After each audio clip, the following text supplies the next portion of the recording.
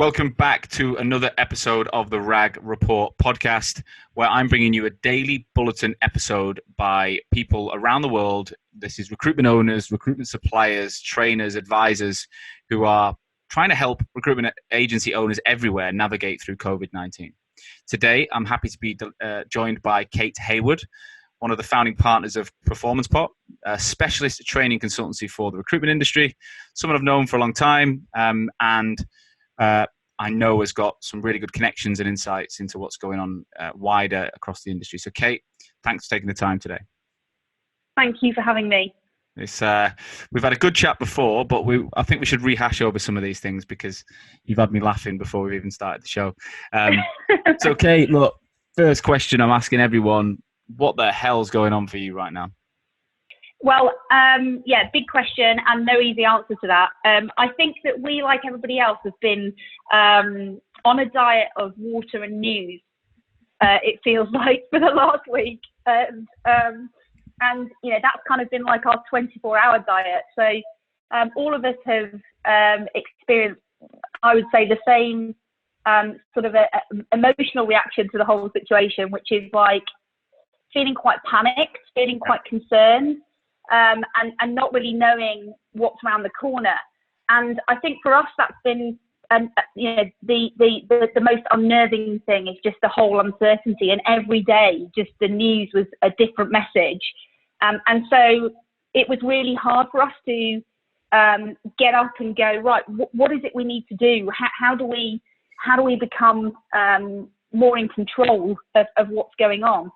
And I wouldn't necessarily say we're still in control of everything, but certainly we have found time to sit down and talk about the ways in which we can really add value to our clients. And that's something now that we are really engaging with clients to think about ways in which we can support them. And in most cases, for free, to help them to get through this time. Which I think is important. It's about pulling together. It's about helping each other. And so, we've just looked at ways in which we can do that and asked them, how can we help you? What do you need from us? 100%. What sort of questions are you getting from recruitment owners across your network? I suppose the sort of questions that we've been answering really have mostly been about what's everyone else doing. What are people implementing? How are they reacting? What's working? What isn't working? And so that's been the majority of the questions that we've got so far. The other sorts of questions we've been getting have, of course, been from people that we've been training and supporting, some since their very first day in recruitment, who are now leading teams, and they're picking up the phone and saying, help, this is a completely unusual situation for everybody, but how do we lead our teams in this situation? How do we support our consultants? And then, believe it or not, we were running an academy just as this all kicked off. So some brand new to industry people joining this wonderful industry at a time where nobody's got a Scooby-Doo what's going on. We're all completely confused. And so we were having to help them to really think about the ways in which that investment, because they had just invested in training these guys, didn't come to nothing. What are the ways in which these people can be really well supported in the very early days of their career, despite what's going on? Wow. So let's break that down then. So I think it'd be useful to get your insights into all of those different areas and what I want to find out what you're actually telling people, because that's the bit that this show's all about. It's trying to release that nugget you're giving one-on-one to majority of people listening. And we've got a lot of listeners right now. So I'm the owner, okay? I'm the owner, not the manager. I'm the owner. I'm saying, Kate, you've worked with me for a couple of years. My business, I wasn't even an owner in 2008. I've never seen anything like this before. We had all these growth plans. I'm looking to go from 20 to 40 heads this year, and we're putting in an academy and all the rest of it. What advice are you giving me now? I would say the first thing is that we're not in the situation we were in 2 months ago. So the plans that you had moving forward, they can't reasonably be the plans that you have now. They can't, right? We're in a different environment. And so I think when you start to come out of that shock phase that I've spoken about, that's when sort of people have been moving into gradually accepting. And when I say gradually, some clients reacted really quickly and had people working from home and had tested loads of tech, and other people took a lot longer to react. So, you know, if you were one of those companies that reacted quite quickly, then those questions were being asked really early on. And those are the people that were able to implement new plans, because right now it's like going into battle, and the plans that you had in the climate that you were familiar with can no longer be the plans that you're using to run your business. Your strategy has to change. This is a battle strategy. This is not a everyday normal, everything as we've expected it to be strategy. And so people, we were telling people, sit down, get all of your leaders in your business together, discuss this and solve this together. Look at what are the priorities now for us as a business? What do we need to change right now? And of course, for some companies who hadn't, you know, got the tech in place, it was about, right, what do people need in order to be able to work effectively from home? And for others who had got that, it was like, right, how do we lead people? How do we make sure people feel supported, can still achieve success? And what does success actually look like now? Because it's not the same anymore. You know, what we were expecting of people, it's not realistic to expect exactly the same thing as them now. So what are our new expectations? And how are we going to communicate that? And how are we going to implement that? And how are we going to make sure that people are capable of delivering that? So what do we do? We've got 5 new starters in the academy, Kate. They're less than a month in. They've never done recruitment before. What do I do? Okay, so the advice that we're giving people, particularly with brand new to industry people, is that in a normal environment, there's lots of different ways that people learn. They learn because we take them off desk and we give them some training. They learn because we sit down with them individually and coach them. We listen to their calls, but they also learn through observation. And obviously in this environment, that part of their learning experience has completely been stripped away. So we're not sat looking at somebody do the job. And I can remember, and I don't know about you, Sean, but I can remember when I went into recruitment, that was probably one of the most powerful things for me, is that whilst I really enjoyed the training academy that I went through, when I had the chance to go and sit on desk and actually watch other people who were successful do the job, it was an amazing way for me to learn and start to mirror some of their behaviours and some of the questions they were asking, and even just their attitude and approach generally to the job.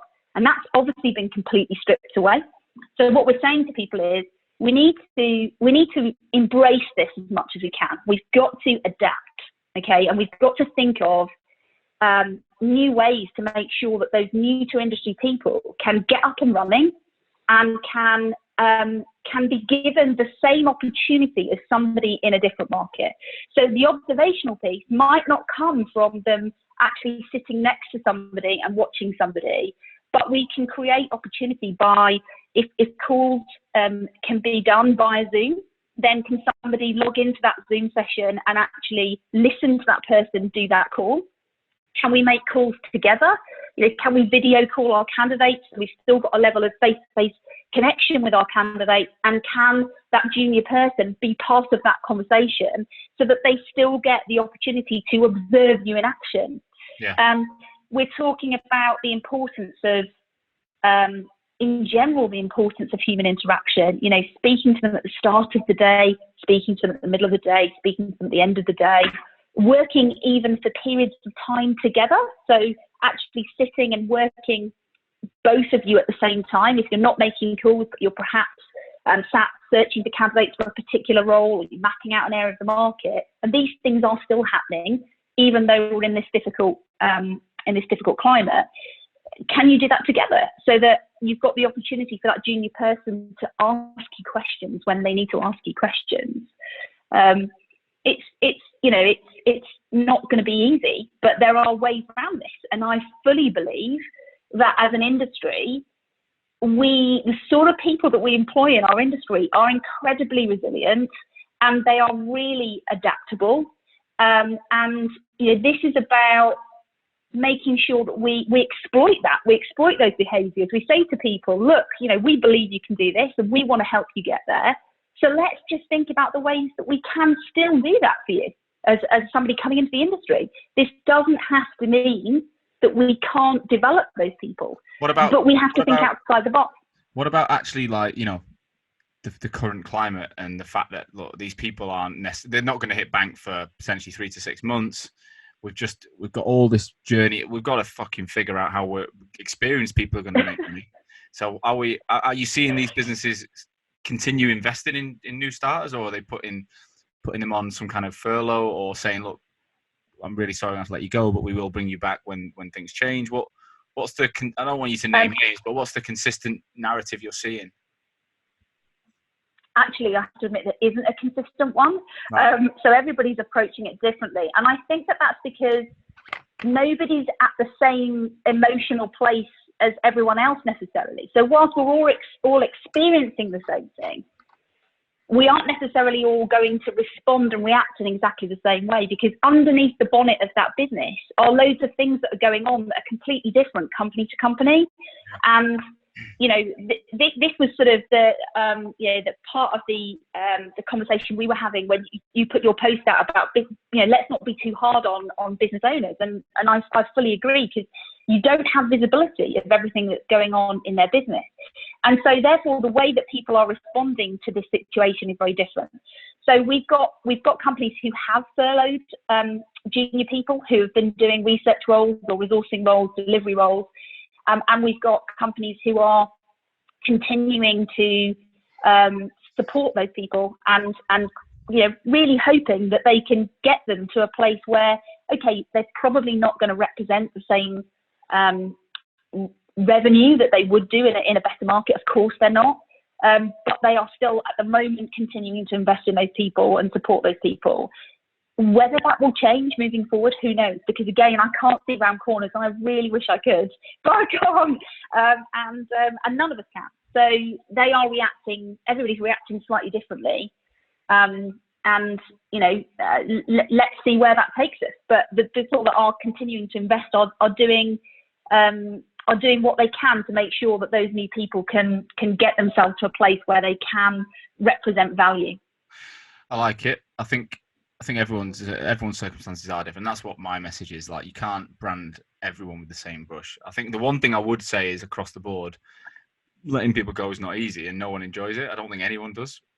So even in the easiest times, so it's just not. It's not something we should. I want to make anyone feel bad for doing. Likewise, I understand why it's so difficult to accept that you might have just started a job and something like this has meant they're not in work. So let's go to that manager level person, the person who's not owning the business, maybe doesn't have the full understanding of the finances. Me a couple of years ago. That's how I look at myself 3-4 years ago. I had a team of 7 or 8. I had a really good relationship with the business owners, but I didn't know what was deep down and going on. Trying to imagine what my life would be like. Probably be a lot less risky than it is now. I had a bit more money in the bank. What are you advising those people, the guys that you've worked with for a while? What's that looking like? Well, I think the first thing is that the word team is an interesting word right at the moment. And, I've been talking to a lot of the managers that I've been supporting over the years about, let's talk about what that word team actually means, because now more than ever, it's so important for people to pull together. And what I mean by that is that, it's never been more important for leaders at any level to lead from the front. And if you're asking somebody to do something, you need to be doing that yourself too. And it's never been more important to demonstrate what you're asking people to do, and to talk about what it is you're doing, because that sharing of information and the sharing of your approach is never been more important. But the word team is interesting at the moment. And so I'm talking to people about, what does that word team really mean right now in this environment? Because fostering the right things at this moment in time is incredibly important to those people pulling together and working hard for you. So, how often are we checking in with people on our team? Are we holding each other accountable? Are we bringing our very best self to work every day so that everybody can remain positive and motivated and want to achieve results? Are we leading from the front? Are we demonstrating what good looks like? Are we sharing every day the things that we're doing? Are we making sure that every day we are telling our team stuff that we're doing, and are we encouraging them to share with each other the things that they're doing? Are we celebrating the small wins? Are we making sure that we're listening to our teams right now and we're listening to the challenges they're facing? And rather than brushing them off, are we making sure we're taking the time to really dissect all the challenges and problems that people are facing and helping them with it? Because that's right now what team means to me. If you're a manager, it's about pulling everybody together and being able to rely on each other to help each other through this. And that learning from each other has never been more important. I'd say I'd talk about my own business. We're definitely closer than we were. I think we've pulled it so tight. We've got our Google chat groups going. We've got our Zoom calls every morning. Yeah. And normally we wouldn't have a company-wide Zoom call every day, but we are. And we're like, do you know what? I'm addressing the business every day with what went on the day before. Everyone's sharing stories, funny stories, real life stories, whatever. We're just trying to 30 minutes every morning, 9 o'clock. Let's just get that FaceTime together. And then it's just been fun. I'd say it's been, forget all the shit that's going on and all the stuff behind the scenes that's making my hair go even grayer than it looks right now. But genuinely, it's definitely switched us all on to another level. I think everyone's working that extra bit sharper. Everyone's just pulling together. There's emails going around at 9:30 at night, and clients are being things are getting sorted for clients fast. And I don't know. I think in a way, it's making us really stand out as a team. And I really the biggest fear I've got for for everyone's business, including my own, is how long this lasts. Because if this lasts 6 weeks, it's going to be fucking amazing when we come out of it. And it's going to be amazing to see our people when we come out of it. Because our people will be like, we've done this together. Let's go. And if this lasts 6 months, these teams aren't going to survive. There's no way we're going to be able to hold on. Everyone's going to hold on to. And if you follow people, then they're not really allowed to be part of it. They're not supposed to be anyway. They're definitely not allowed to work, whether you'd have them on Zoom and stuff. So it's going to chip away at that momentum. So to me, that's the bit that I don't think no one's got the answer for. But I really hope this doesn't push into the kind of 3-4 months, because right now we're potentially building better teams than we've ever had that are going to be ready to come out of this market and run at it. It's crazy. Yeah, I've seen some incredible examples of that, and clients really trying their hardest to tackle this with absolute positivity, and now the sort of people are coming out of that the majority of the shocks have come our way, we hope. So far there's probably going to be more, but right now people are starting to implement some really interesting things. So there's some still competitions people are running, there's still deal announcements that people are celebrating, and celebrating in really fun ways. People actually embracing video more than I've ever seen them embrace video. So filming themselves doing stuff. But the other thing that's really, really lovely is that companies are also embracing sort of the differences between individuals. And so actually pulling on people's strengths and getting those people to use those strengths. So when we've seen that sort of in the world at large, we've seen singers sing to people, we've seen musicians playing for people, we've seen, right down to just everyday small business owners, dog walkers walking people's dogs for free, but actually in businesses, in teams, you know, I've seen some amazing ways that they're just celebrating their differences, and they're, you know, they're helping each other out. Pub quizzes, DJing, all sorts of different things that have been going on, and that's great to see. And that wouldn't have happened. That wouldn't have happened. One of the really lovely things that I've seen happen is that earlier this year I qualified as a mental health first aider, and it was a really eye-opening course, I have to say, that I went on, and something I'm really passionate about.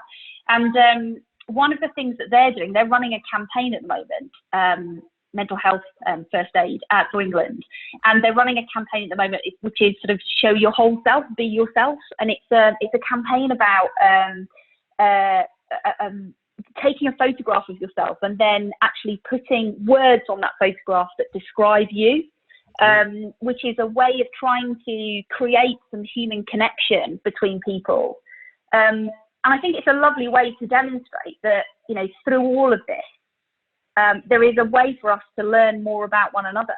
And I think that, you know, if we look at that from a training perspective, what's nice about this environment is that there are people, because of the environment that we're in, much more happy to talk about their challenges, their vulnerability than they've ever been. And, you know, as learning and development professionals, if you know somebody's struggling with something, then, you know, we're all incredibly adaptable people that are used to delivering messages in multiple ways, you know, because we are used to delivering it to the new to industry person, right through to the principal consultant, right through to the business owner.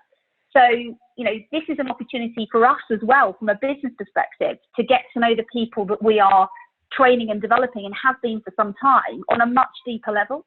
And so not all of the conversations that I've been having with people have been about, you know, how can we help them to upskill in this market. Some of them have been about just getting to know people and finding out how are they and how are they coping, and listening to how their lives have changed, and, you know, what's their desk setup, you know, what's their environment like. And like I was saying to you earlier, you know, I showed you it's mine. not business as usual. I'm looking at a picture. I'm looking at a picture of my wife graduating. I'm looking at a pot full of makeup brushes. I'm looking at a Buddha. I've got another pot full of makeup. I've got about 1 million garments hanging around my head. I've got a Turkish eye. Well, there you go. Turkish eye hanging above my laptop. She is Turkish, so it's not just random. Literally, like, clutter isn't the word I've got in. It's stressful right now, but. Well, you said before the call that your home life has been interesting. Tell us more about what's going on in your house. My God.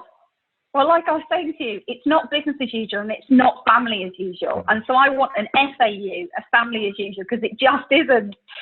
People keep talking about BAU, and I'm looking at that going, yeah, but what about the family as usual? Yeah, it's just so different. You know, I'm so used to because I'm a trainer, I'm traveling all over the UK and Europe and delivering training. And so on the days that I am home, having that routine is incredibly important, because it means if I am working from home, I have this little routine. I know how to navigate my family life. And all of a sudden, that's just been completely turned on its head. You know, I'm living with a grumpy teenager who doesn't want to have to do his science homework, is struggling with that.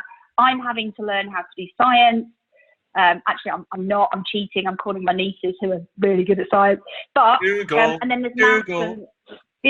Google, exactly. And actually, if you were at work and somebody said, I'm not sure how to do something, you'd be like, just Google it. So I did resort to Google the other day. I was like, just Google it and find out, and let me know what you find out. So yeah, family life is completely different, and that presents its own challenges, doesn't it? Because we're all trying to make sure that we still are representing value to the people that we're working with or trying to support, and we're trying to be part of the solution.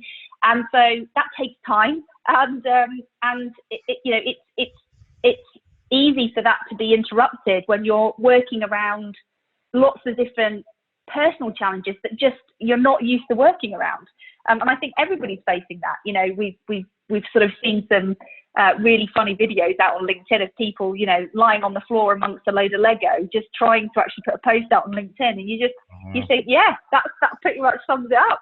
I don't know how people with kids are doing it. I think I take my imaginary hat off to any of you, because having a dog and a wife who she's normally in the gym, she's at home, she doesn't like being at home. You can tell it's sending her loopy, and the dog, he just loves it that he's got, he's at home.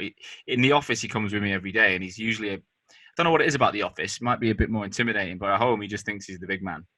So we find that, he just roams around and he wants what he wants. And like you said, your dog's picking up socks and chewing my feet and all sorts. Oh, it's non-stop, but it's just ridiculous. It really is. Yeah, I'm trying to get it up really a bit is. early. I think I'm trying to get up early and just do stuff. Go on. I was going to say, sorry. I was going to say that what I think we can learn from all of this is, some of the core principles for mental health first aid for England. There's some really interesting stuff that they are putting out at the moment. I'll put some of that on my LinkedIn profile later on today so that people can have a look at it, because it is really useful. But there is some stuff that they're talking about, the importance of routine and finding your new routine. What is your new routine? Because if it was get up at 6:30, go for a run, get on the train, go to work, it's now not that same routine. But actually, how can you make it as similar to that routine as possible, so that the disruption that you're feeling is as little as possible, and that you can feel a little bit more in control of your day, getting up and getting dressed ready for work, whatever that looks like for you, or certainly getting up and getting dressed, and thinking carefully about the environment that you're doing your work in, and what's the environment where you will have as little interruption as possible. Or if you've got to make a call, like I've experienced loads of times this week, it's really stressful if you get interrupted, not because people actually care, because they don't, and nor should they, because everyone has kids and we're all in this together. But it does feel stressful. You do feel like you want to try and focus on things, and it's hard because you're not necessarily able to do that. And I've been doing things like making sure I go, we can go out for exercise, making sure I walk every day. And that's been a brilliant opportunity. I've been listening to your podcast. I've been, thank you. I've just, I have, it's been great. And I've been, just getting my exercise and shutting off and not thinking about anything other than, this feels like a massive privilege to be getting out and doing this right now. And just getting some exercise to shut off and, reboot my thinking, which I think is important for everybody. Yeah, I but think the other thing that they talk about, yeah, so important. But the other thing they do talk about, is human contact. And although we can't physically be, within 2 meters of one another, or physically be in big groups right now, how can we, what can we replace that with? So things like, I've been using, I don't know if you've used the House Party app. No, my wife was on it last night with her mates. Yeah. What is it like Zoom but on a phone? Yeah. But so you can invite people to your party. You can do little quizzes and things like that. It's been really good. And I think, again, when it comes to sort of Friday meetings for companies, there's probably, there's apps like that out there where people can get together and do a quick, like a pub quiz type thing at the end of the week. And there's loads of tech out there, but I think there's ways in which you can have that human interaction, and that's incredibly important. And I think, for L&D teams particularly that are sitting permanently in businesses or are freelance like I am, we're used to being in roomfuls of people. Our job is about communicating regularly to people, which right now is a really important skill as it happens. So I think, L&D teams have a real role to play right now in what's going on. And we are natural advisors, we're natural educators, we're natural consultants. And, those are the skills that recruiters need right now. They need to be able to advise, educate, and consult their clients to make sure that, their clients can be reassured, to make sure that they are uncovering and solving problems with their clients right now, to make sure that they are adding value. And L&D teams are doing that themselves and are incredibly good at helping other people to do that. So I think there's a real role for trainers to play, in businesses, helping people, remain positive and look at things differently. Because we are used to looking through multiple lenses to make sure that people can adapt. And right now, it is all about adapting. 100%. Look, Kate, I think I've really enjoyed this episode. I think it's been different. I think you're giving a different style and different approach to it. We've had a lot of more of your business sort of NED advisors. We've had recruitment owners. So to get someone from an L&D background has been wicked, and giving people the confidence that, you know, even the idea, I love, like, you know, if you're going to do a candidate meeting, do it on Zoom, invite your juniors on, even if they're silent on mute, they're still learning, they're still getting that exposure. And there's so many little ways in which we can keep the development of our consultants going without having to stop it just because everything else has stopped. If you are, like I say, one of the businesses that are holding on to people and are investing in them for the future. Yeah. But, you know, and at every level, people are navigating a situation that they have never experienced before. This is not an economic situation. This is a situation driven by health tsunami, right? And, you know, and so therefore, you know, people are at any level, whatever their experience, have never been through this before. So using your L&D teams, using your trainers to support those people to navigate this in the best way possible. Now is the time to continue to do that.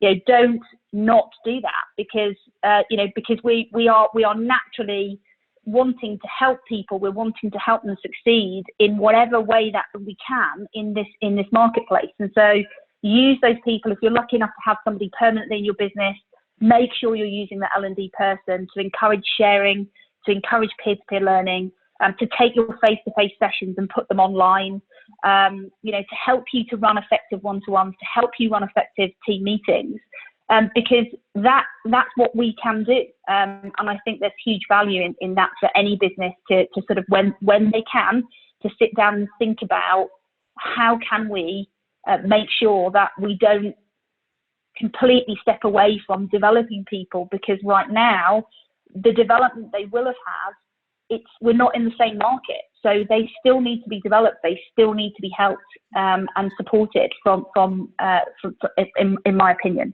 So, look, I think that's about all we've got time for, Kate. But what I'd love to do is allow you to keep this conversation going with some of the listeners. So, are you open for that conversation and giving out some free advice to people that are potentially in desperate need right now? Yeah. So obviously you're tagged in all the social, you're tagged in. So get in touch with Kate Hayward, guys. I don't think there's many trainers with as much experience and as wide a network in the UK anyway. And obviously with a client base that spans around the world. Kate, thank you so much. I hope hope family life as usual gets there as soon as we can. I personally just value your opinion, and I want to say thanks for taking the time. Thank you so much for having me. It's been great. Awesome. Well, look, guys, that is another episode of the RAG Report. I hope you enjoyed it. If you did, get on LinkedIn, share the information you've listened to, share the ideas with people, links to the show, WhatsApp, text, email, whatever you can do. The more people listen, the more we're going to fight and survive and thrive through this pandemic. Also, Apple, iTunes are always looking for ratings to be able to push us up the rankings. So please get on there. We've gone from just under 6,000 listeners to just under 9,000 listeners inside 9 days. So we're currently growing at a ridiculous rate. The listeners are, as a result of the daily show and what's going on. So thank you to every single one of you for taking part and for taking this information in. I'm hoping it's adding value. I ain't going to slow down. We're going to be Monday to Saturday throughout the whole of this period. And we'll evaluate what we do at the end of it. So, guys, thank you so much. Keep sharing and stay safe. Without doubt, I'll see you all again tomorrow for more information. Speak to you then. Bye.